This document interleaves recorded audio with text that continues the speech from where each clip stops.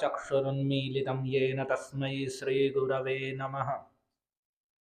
श्रीचैतन्यमनोभीष्टं स्थापितं येन भूतले स्वयं रूपः कदा मह्यं ददाति स्वपदान्तिकम्। वन्देऽहं श्रीगुरोः श्रीयुतपदकमलं श्रीगुरून् वैष्णवांश्च श्रीरूपं साग्रजातं सहगणरघुनाथान्वितं तं सजीवं साद्वैतं सावधूतं परिजनसहितं कृष्णचैतन्यदेवम् श्रीराधाकृष्णपादान् सहगणललिता श्रीविशाखान्वितांश्च। हे कृष्ण करुणा सिन्धो दीनबन्धो जगत्पते गोपेश गोपिकान्त राधाकान्त नमोऽस्तुते। तप्तकाञ्चन गौराङ्गी राधे वृन्दावनेश्वरी वृषभानुसुते देवी प्रणमामि हरिप्रिये। नमो महावदान्याय कृष्णप्रेमप्रदायते कृष्णाय कृष्णचैतन्य नाम्ने गौरत्विषे नमः। जय श्री कृष्ण चैतन्य प्रभु नित्यानंद श्री अद्वैत गदाधर श्रीवासादि गौर भक्त वृंद। हरे कृष्णा कृष्णा कृष्णा हरे हरे हरे राम राम राम हरे हरे। ओम नमो भगवते वासुदेवाय।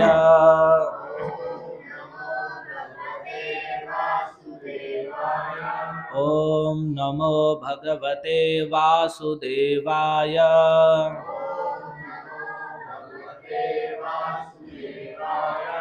ओम नमो भगवते वासुदेवाय।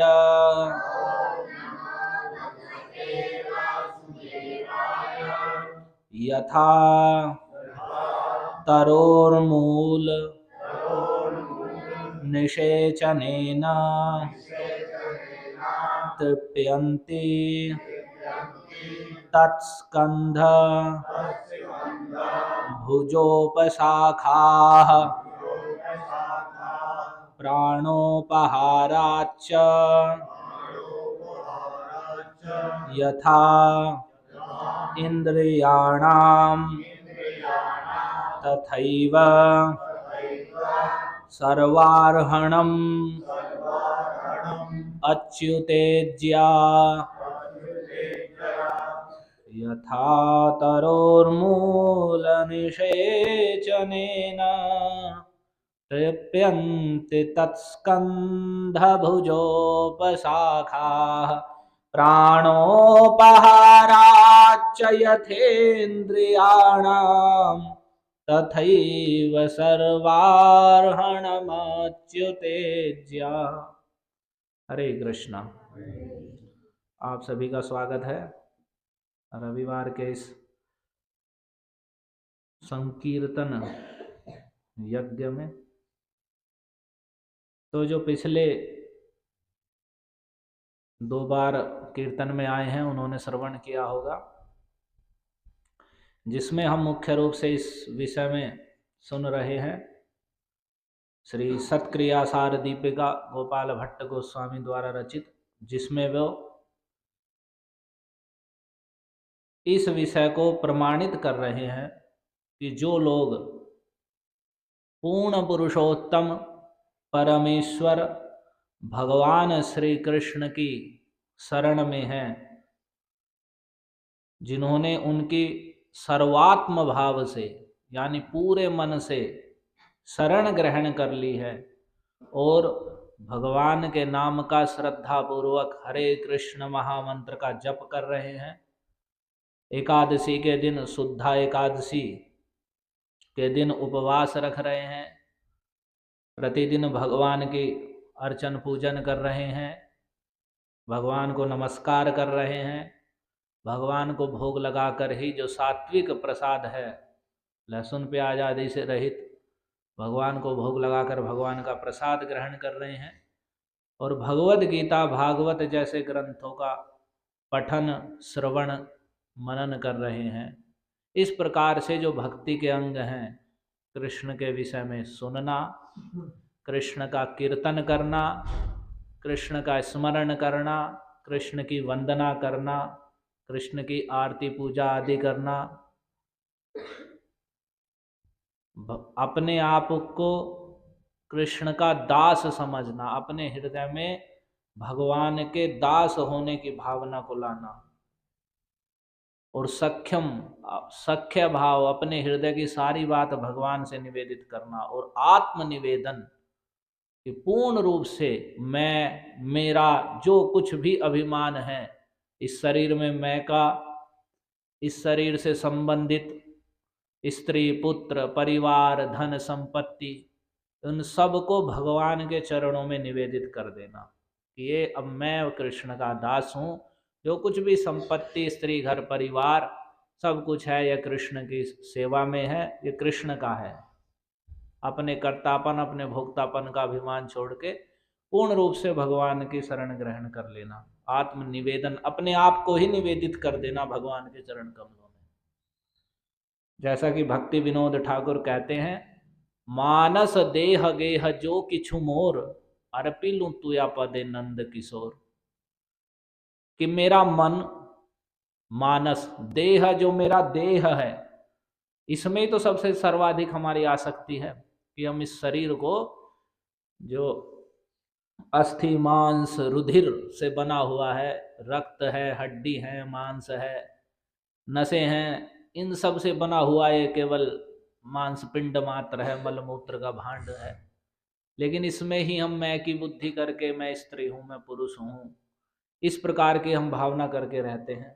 और फिर मन में जो निरंतर भोग वासना रहती है, मैं ये सोच रहा हूँ, मैं ऐसा करूँगा, फिर ये करूँगा, फिर ये वो, तो जो मन में मैं की भावना है, तो यही कह रहे हैं कि मानस देह, और फिर जो मन में और शरीर में मैं की भावना है, और गेह, गेह यानी घर, जो घर है जिसमें मेरे की भावना है, ये मेरा घर है, मैंने परिश्रम करके बनाया है, ये शरीर मैं हूँ और इस शरीर से मैंने परिश्रम करके सब घर बनाया है, और मुझे इसे रहना है और इसे बढ़ाना है या इसका रक्षण करना है, इसे सुंदर करना है।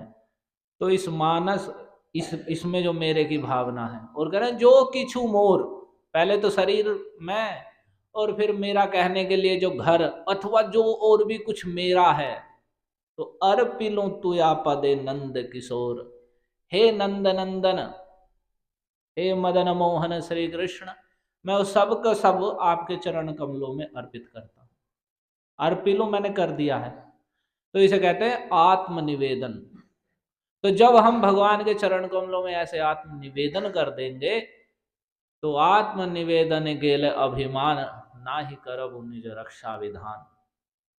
तो जो अभिमान है कि अब मुझे अपनी रक्षा करनी है, फिर ऐसे करना है भविष्य में, फिर मैं ऐसे करूँगा, फिर ये भी मुझे करना है, फिर मैं कैसे खाऊंगा, मेरे बच्चों का क्या होगा, ये घर का क्या होगा, आगे कहाँ रहेंगे, क्या खाएंगे, ये करेंगे वो करेंगे, जो अनेक प्रकार का फिर रक्षा का, अपने पालन का, अपने से संबंधित स्त्री पुत्र आदि के पालन का जो भी चिंता है, वो सब की सब नष्ट।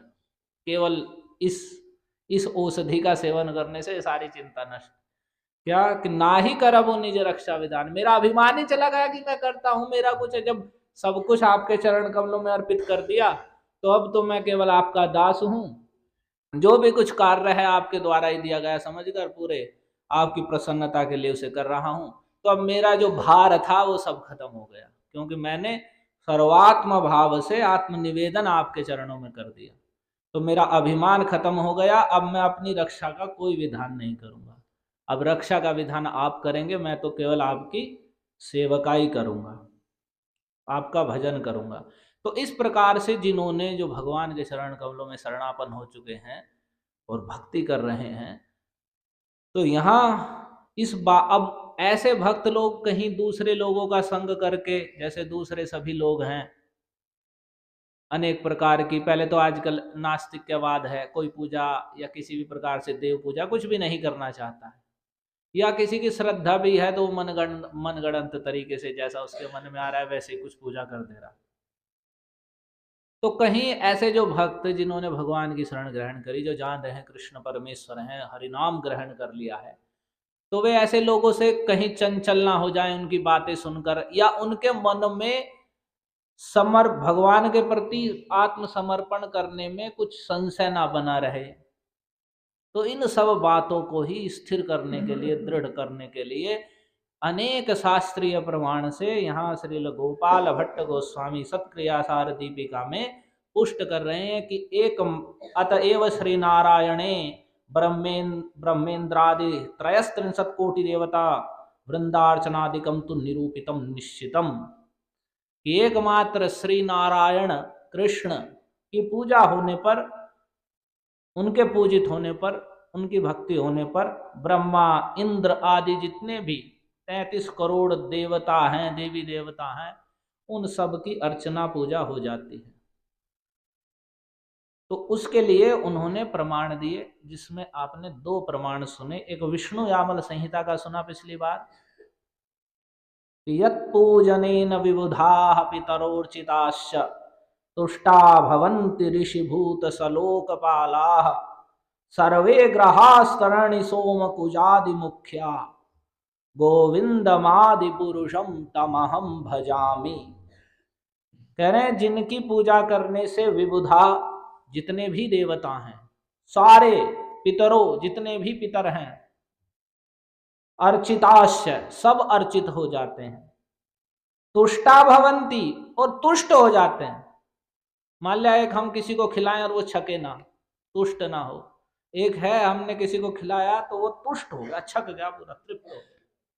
तो जिनकी पूजा करने पर देवता, सारे देवता, सारे पितर अर्चित हो जाते हैं, तुष्ट हो जाते हैं, पूरे संतुष्ट हो जाते हैं। और ऋषि भूत सलोकपाला, जितने भी ऋषिगण हैं वे ऋषिगण भी संतुष्ट हो जाते हैं। और भूत जितने भी जीव हैं, जितना भी संपूर्ण जीव जगत है, और सलोकपाला, और जितने भी अलग अलग जितने भी लोक हैं, ऊपर के 7 लोक हैं पृथ्वी सहित और नीचे के 7 लोक हैं, उनके जो सब लोकपाल हैं, वे सब लोकपाल भी भगवान की, जिन भगवान की पूजा करने पर सभी के सब पूजित और तुष्ट हो जाते हैं। और सर्वे ग्रहा शरणि सोम कुजादि मुख्या, जितने भी ग्रह हैं, सूर्य, चंद्रमा, मंगल, शनि, राहु, केतु, जो भी ग्रह आदि हैं, वे सब के सब भी अर्चित और तुष्ट हो जाते हैं। यत् पूजनेन, जिनके पूजन कर लेने पर। तो वे कौन है? कह रहे हैं गोविंदमादि पुरुषम, वे गोविंद हैं और वे आदि पुरुष हैं, जो सब वस्तुओं के आदि हैं। अहम आदिर्हि देवानाम महर्षिणाम च सर्वशः, भगवद गीता में भगवान स्पष्ट शब्दों में कह रहे हैं। लेकिन फिर भी इतने लोग गीता पढ़ रहे हैं, कितने लोग प्रवचन देते हैं, लेकिन उनकी बुद्धि में ये बातें आती नहीं है, हृदय में बैठती ही नहीं है। भगवान साफ कह रहे हैं भगवद गीता में, न मे विदुः सुरगणाः प्रभवं न महर्षयः अहम आदिर्हि देवानाम महर्षिणाम च सर्वशः, कि मेरा आदि या मेरा उत्स क्या है या मेरी उत्पत्ति क्या है, इसके विषय में कोई नहीं जानता है, ना देवता और ना कोई भी देवता नहीं जानता, ना ऋषि जानते, ना अन्य असुर या अन्य कोई भी नहीं जानता है। क्यों? अहम आदिर्हि देवानाम महर्षिणाम च, जितने भी देवता हैं, जितने भी महर्षि हैं, बड़े बड़े ऋषिगण हैं, और जो भी कोई है, उन सबका आदि मैं हूं, मैं ही हूं। अहम आदिर्हि, निश्चित रूप से सबका आदि मैं हूं, सर्वशः, सब कुछ का। तो मैं ही सबका आदि हूं, तो वे आदि पुरुष हैं, जिनसे परे कोई नहीं है, जो सबका मूल है। और भगवद गीता में भगवान ने कहा है, अहम सर्वस्य प्रभवो मत्तः सर्वं प्रवर्तते, मैं सबका प्रभव उत्पत्ति हूं। जो भी कुछ हम देख रहे हैं, सुन रहे हैं, समझ सकते हैं, जो भी कुछ है उस सब का जो उत्पत्ति है वो कृष्ण है। इसलिए कह रहे अहम सर्वस्व, सब कुछ मुझसे ही उत्पन्न है। और मत्तः सर्वम प्रवर्तते, और मेरे द्वारा ही वह सब कुछ गतिशील या चलाया जा रहा है। जो भी कुछ चल रहा है या हो रहा है भगवान की शक्ति के द्वारा ही वह चल रहा है, प्रवर्तन हो रहा है।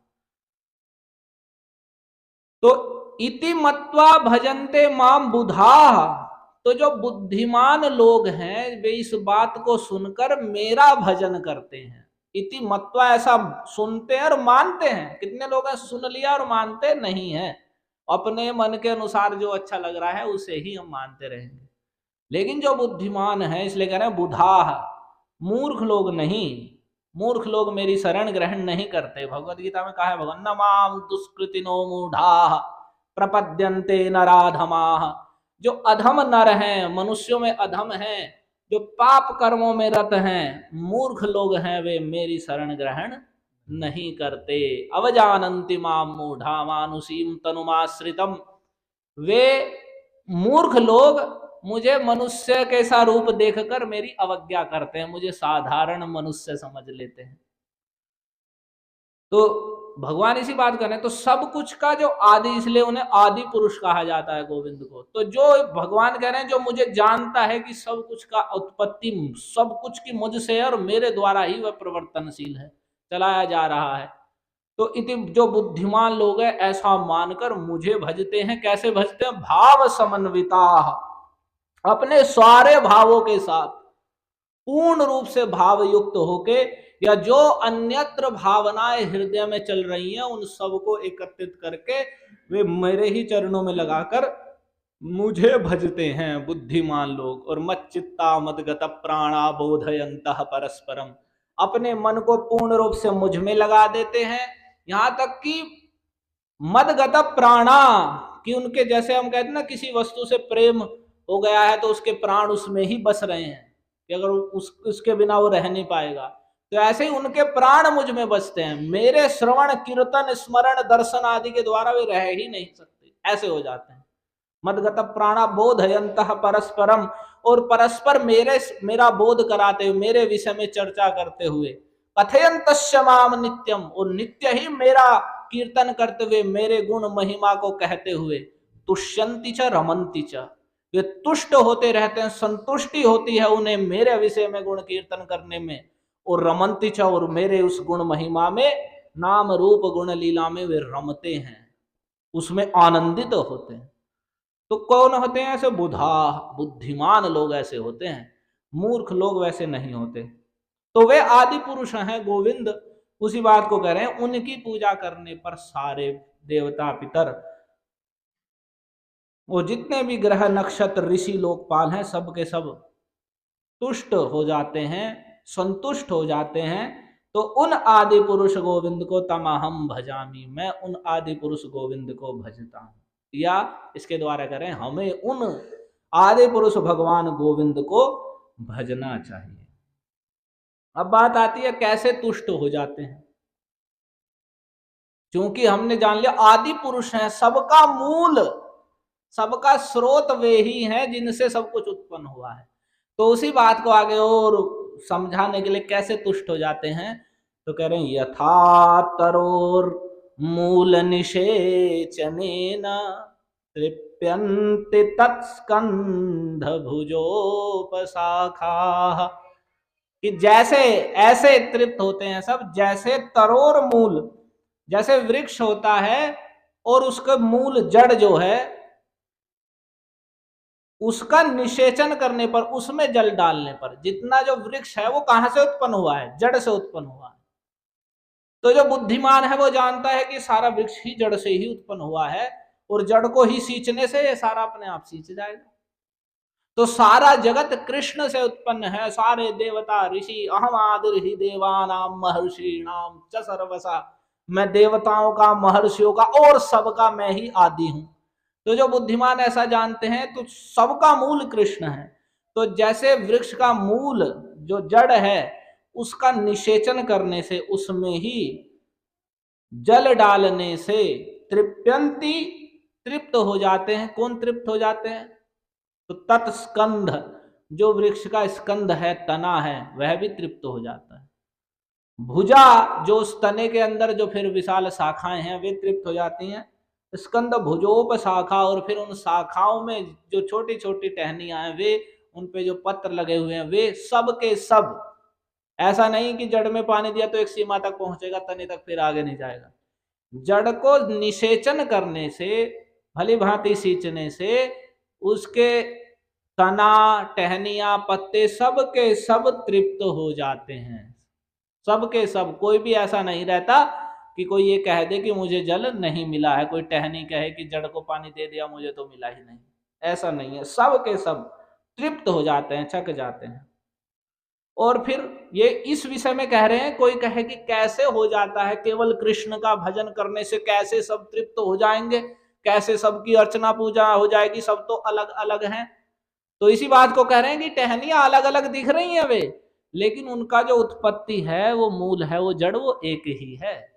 वे ऊपर से बेशक भिन्न भिन्न दिखाई दे रही हैं। तो ऐसे कितने ही देवता भिन्न भिन्न, पितर भिन्न भिन्न, ऋषि भिन्न भिन्न, लोकपाल भिन्न भिन्न, अनेक ग्रह, नक्षत्र, तारे, क्या क्या जो भी कुछ है, वे सब अलग अलग जान पड़ रहे हैं, लेकिन उनका जो मूल है, जड़ है, वो एक ही है।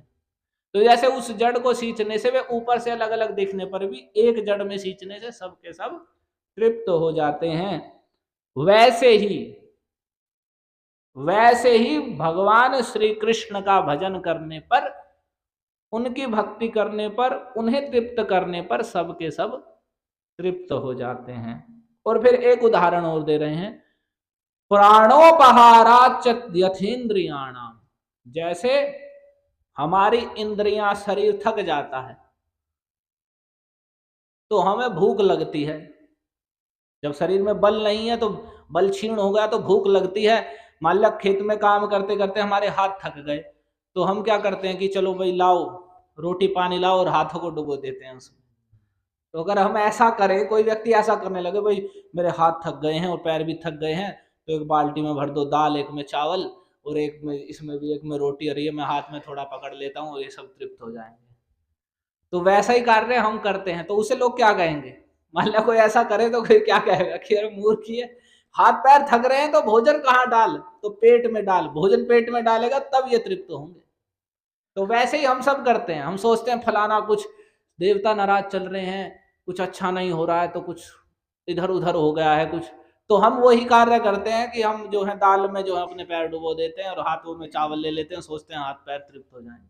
तो वैसे हम सोचते हैं चलो उसे जाके पूज देते हैं, फिर वहां जाके 4 दाने रखी आते हैं, वहां थोड़ा गुलदाना चढ़ाई आते हैं, और उससे वो सब जो है तृप्त हो जाएंगे।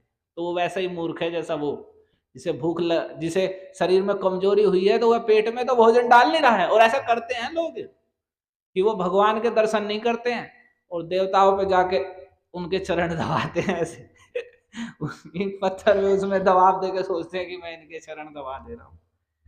तो वैसी मूर्खता है।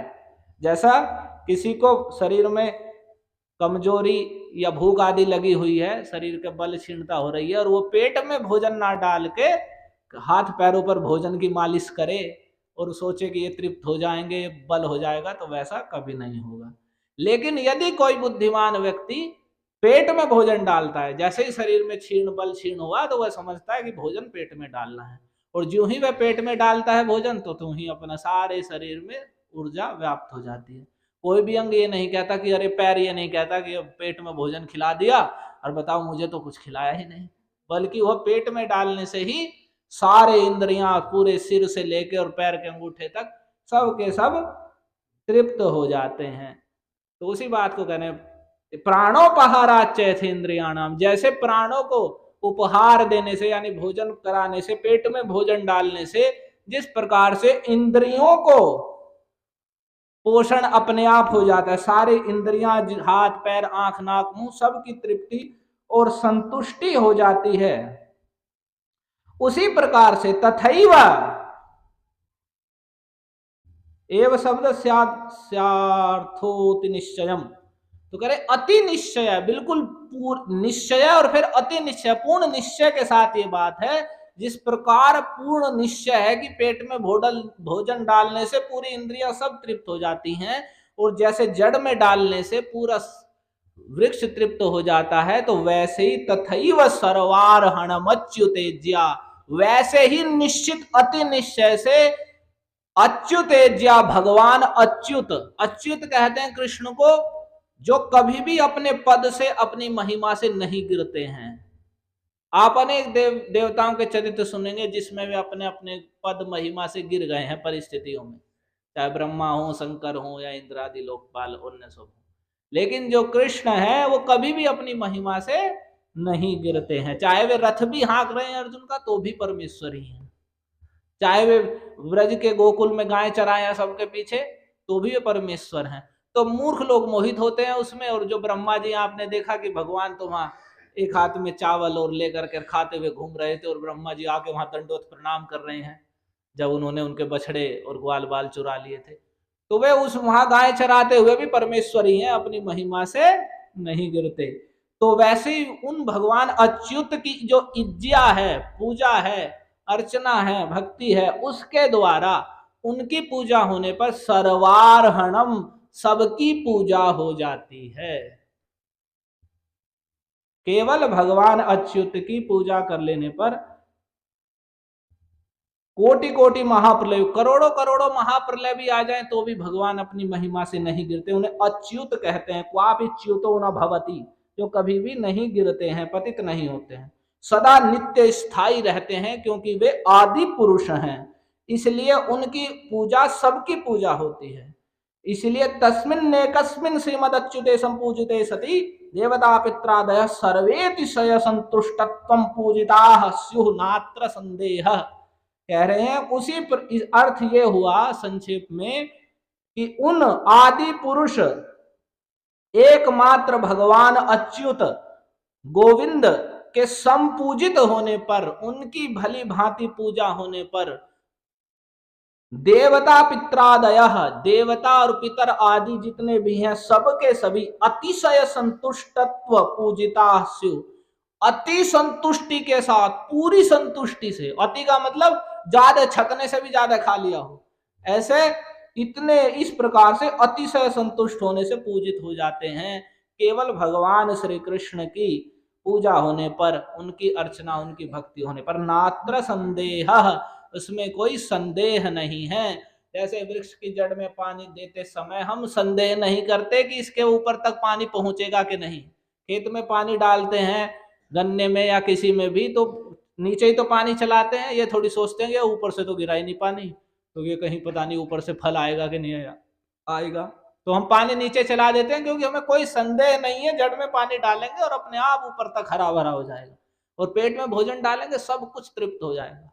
इस पे एक संक्षेप में थोड़ी कथा आपको स्मरण करा देते हैं कि जब पांडव लोग वनवास में थे, उस समय द्रौपदी जी भी उनके साथ में थी, तो उसी समय आपने सुना होगा कि दुर्वासा जी, जो अपने हजारों हजारों शिष्यों के साथ, 60,000 शिष्य लगभग कितने उनके बताए जाते हैं, तो उनके साथ वे दुर्योधन के यहाँ गए। तो दुर्योधन तो राजा था, तो दुर्योधन ने उनका आतिथ्य सत्कार किया खूब। तो दुर्वासा जी क्या है, शिव जी के अंश से उत्पन्न है, तो वैसे ही क्षण में तुष्ट, तो कुछ भी वरदान दे देंगे, और रुष्ट हुए तो एकदम साप भी दे देंगे। तो दुर्योधन इस बात को जानता था, तो उसने खूब उनकी सेवा की। बड़े प्रसन्न हुए दुर्वासा जी। तो दुर्योधन देखे कितना कुटिल था, उसने विचार किया कि कुछ भी हो उसे पांडवों का विनाश करना था, जैसे पांडवों को, जैसे किसी भी तरीके से पांडवों की हानि होनी चाहिए। वे वनवास में भी चले गए हैं, कपटता पूर्वक उनका राज्य ले लिया, वो भी सब कर लिया, लेकिन फिर भी वहां भी उनका कुछ ना कुछ हो जाए कि वे वहीं नष्ट हो जाए या कुछ हो जाए। तो वो क्या कहता है, दुर्वासा जी ने कहा कि क्या क्या मांगना चाहते हो, प्रसन्न हूं मैं। तो कहता है मुझे ये वरदान दीजिए, मैं आपसे ये मांग रहा हूँ कि देखो जैसे आपने मेरे यहाँ आतिथ्य स्वीकार किया है, मेरे ही भाई पांडव लोग वनवास कर रहे हैं, तो अब आप अपने शिष्यों सहित जाइए और उनके वहां भी जाकर उनका आतिथ्य, उनकी सेवा पूजा स्वीकार करिए। तो उसका उद्देश्य था कि अपने शिष्यों के साथ जाएंगे, पांडव लोग इनका पोषण यानी इन्हें तृप्त नहीं कर पाएंगे, और ये क्रोध में आके साप दे देंगे तो वे नष्ट हो जाएंगे। लेकिन उसने ऐसा ही किया, दुर्वासा जी को भी, अब उन्हें वे भी प्रसन्न हो गए, ठीक है तुम्हारी बात ठीक है, वे चले गए वहां। अब चले गए तो जहाँ वे कुटिया में रह रहे थे पांडव लोग, वहां जाके दुर्वासा जी का पता चला आने का। तो आने का पता चला, बोले कि हम आए हैं। तो युधिष्ठिर जी ने पूरे सभी पांडवों ने आदर सत्कार किया, उन्हें नमस्कार किया और बोले हम स्नान करने जा रहे हैं, स्नान करके आते हैं। शायद उस समय काम्य वन में निवास कर रहे थे पांडव लोग, वहाँ जो ब्रज में पड़ता है।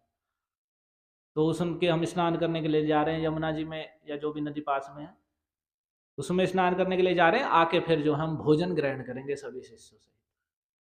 तो वह तो ऐसा कह के चले गए। अब इधर सभी पांडवों को चिंता हो गई, क्या हो गया है। तो उन्होंने, जो द्रौपदी थी उनके पास एक सूर्यदेव की दी हुई एक छोटी सी बटलोई थी, मतलब एक छोटा सा घड़े जैसा, जिसमें अगर वे एक बार भोजन बना दें तो फिर जब तक वे नहीं खा लेंगी तब तक वो समाप्त नहीं होगा, कितने लोगों को ही खिला दें वे चाहे। क्योंकि ऐसे ही थे वो, थोड़े से भोजन में भीमसेन है वो अकेले ही बहुत भोजन करने वाले थे, क्योंकि उनके वृकाग्नि थी उनके पेट में, अगर वे विष भी खा लें तो भी पच जाएगा, कुछ नहीं होगा उनका, इसलिए उनका नाम है वृकोदर। तो इसलिए उसमें द्रौपदी जी प्रतिदिन बनाती थी और सभी पांडव लोग जब सब खा लेते थे उसके बाद वे खा लेते। तो वैसा ही हुआ, उस दिन तो सबको खिला चुकी थी वे। और उसने ये भी कहा कि आप मध्याह्न के समय जाएं, दुर्योधन ने जब भी कह दिया था कि आप उस समय ना जाएं, उसने पता था कि वे किस समय भोजन करते हैं, तो उस समय के बाद आप उनके पास आतिथ्य स्वीकार करें। तो वे उसी समय गए थे। और जब वहां गए तो अब ऐसी अवस्था हो गई कि दुर्वासा जी तो अब क्रोधित हो जाएंगे यदि उनकी तृप्ति नहीं हुई। तो द्रौपदी जी ने तो उस समय धो के सब वो बर्तन रख दिया था। तो उस समय बड़ी चिंता हुई। तो उस समय द्रौपदी जी ने, उनका नाम भी है कृष्णा है, तो भगवान की श्रेष्ठ भक्तों में से एक द्रौपदी जी है, पतिव्रता शिरोमणि और भक्तों में श्रेष्ठ द्रौपदी जी हैं। तो उन्होंने उसी समय भगवान का स्मरण करा, क्योंकि पांडव संपूर्ण रूप से कृष्ण की शरण में थे। तो जैसे उन्होंने भगवान का स्मरण करा तो भगवान वहां अचानक वहीं पर आ गए। और उन्होंने द्रौपदी से कहा, उन्होंने, भगवान ने भी आके कहा कि मुझे भूख लगी हुई है। तो उन्होंने कहा भूख लगी हुई है, तो यही तो समस्या है, और यही भूख लगी हुई है। तो फिर भी उन्होंने कहा कि नहीं, वो पात्र लेकर आओ आप। वे पात्र लेकर आए तो उन्होंने देखा उसमें से कुछ कण लगा हुआ था, और भगवान ने वो कण लिया उससे और खा लिया, और जैसे खाया और डकार भी ले ले। मैं कहा कि बोले इससे क्या आपकी तृप्ति हुई होगी, क्या तृप्ति हुई होगी इसके द्वारा, एक कण के द्वारा। तो भगवान ने कहा इसकी मेरी तृप्ति नहीं, पूरे जगत की तृप्ति इस कण से हो गई। तो उन्होंने कहा और डकार ले ली। तो अब बहुत देर हो गई, दुर्वासा जी आए नहीं। तो अब उन्हें वो हो गया पूरा कि भाई अब तो कृष्ण आ गए हैं, अब तो कोई चिंता नहीं है। तो उन्होंने कहा भीमसेन से कि उन्हें बुला के ले आओ, दुर्वासा जी को स्नान हो रहा होगा। तो दुर्वासा जी जब स्नान कर रहे थे तो इधर जैसे ही कण खाया भगवान ने, तो शिष्यों सहित उन्हें वहीं डकार आने लगी जमुना जी में खड़े खड़े। वहीं पेट फूल गया और खड़े खड़े सब डकार ले रहे हैं। दुर्वासा जी पहले से ही एक बार के भुक्त भोगी हैं। एक कृष्ण भक्त को उन्होंने ऐसे ही छेड़ दिया था, अम्बरीश जी को, और उन्हें त्रिलोकी में भागना पड़ा था, कहीं रक्षा करने वाला कोई नहीं मिला था। भगवान ने भी ये कह दिया था कि जिस मेरे भक्त के प्रति अपराध किया है उनकी ही शरण में जाओ, वो क्षमा कर देंगे जब ये सुदर्शन तुम्हारा पीछा छोड़े। तो इसलिए कहा गया है जो भगवान से और भक्तों से द्रोह करते हैं वे तीनों जगत में दुख पाते हैं। और दुर्वासा जी जैसे महर्षि को भी दुख पाना पड़ा। तो फिर जैसे ही भगवान ने खा लिया तो दुर्वासा जी को वहां अनुभूति हो गई कि हमारा जो है पेट भर गया है, और ये पांडव लोग कृष्ण के भक्त हैं। दुर्वासा जी वहीं बिल्कुल शिष्यों से कहा कि चलो चलो जल्दी चलो, बस हो गया, आतिथ्य हो गया। और वहां से आकाश मार्ग से पैदल आए थे शिष्यों सहित, आकाश मार्ग से उड़ के चले गए वहां से।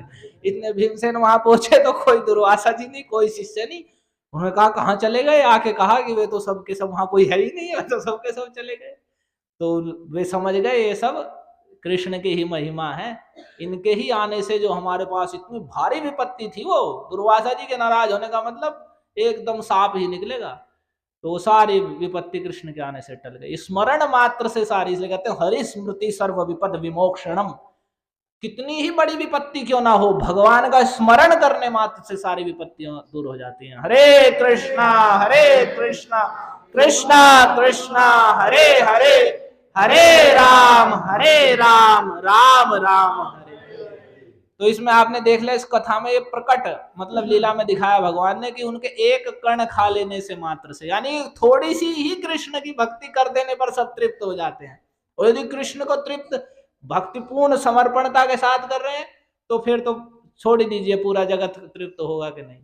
तो इस प्रकार से यदि हम कृष्ण भजन कर रहे हैं, तो जैसे कृष्ण के एक खण खा लेने से ही सारा जगत और दुर्वासा जी अपने शिष्यों से ही डकार लेने लगे, वैसे ही अतिशय संतुष्ट हो गए वे। तो वैसे ही कृष्ण का थोड़ा ही भजन करने पे सारे देवता पितर सब डकार लेने लगते हैं, ज्यादा उनसे पचता भी नहीं है, इतने तृप्ति हो जाती है। तो इस जो भक्त भगवान की शरण में है और जो नहीं भी है, उन्हें जानना चाहिए कि उन्हें पूर्ण रूप से जो आदि पुरुष हैं, सबका मूल है, उनका भजन करना चाहिए।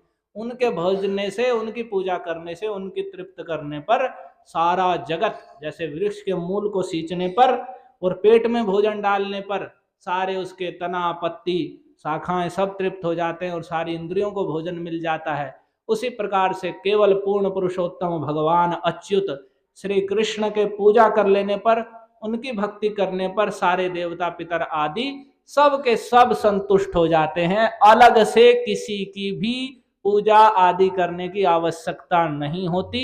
नात्र संदेह, इसमें किसी भी प्रकार का कोई संदेह नहीं है और नहीं करना चाहिए। हरे कृष्णा। धन्यवाद।